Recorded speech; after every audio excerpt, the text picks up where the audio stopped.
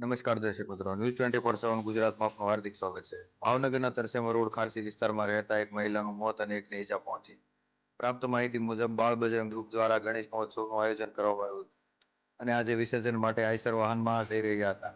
ત્યારે પાછળની વાડ અચાનક રોદામાં ખુલી જતા એક મહિલાનું ઘટના સ્થળે મોત નિપજતા એકને ગંભીર ઈજા પહોંચી હતી.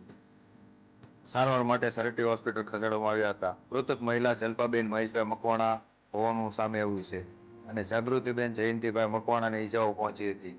આ બનાવ બનતા શોકનો માહોલ સર્જાયો હતો.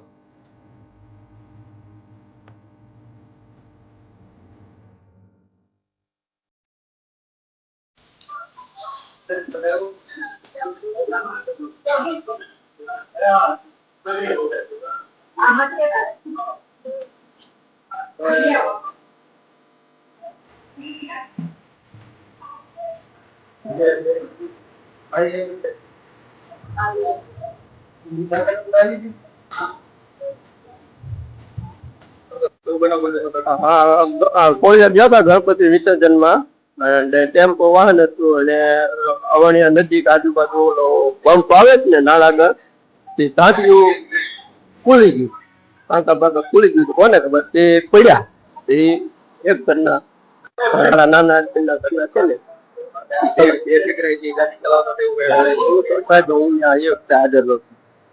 આ તો આપડે સાંભળેલું તેવું તે મારા નાના આદમી છે ને એના ઘરના છે. હા, અને આ તે મારા ઘરના.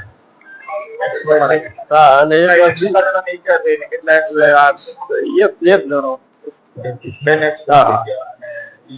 નાના મોટા 3-4 જણા ને 3 તો અમારા ઘરના જ છે. એક મારા ઘરના અને 2 દેરા.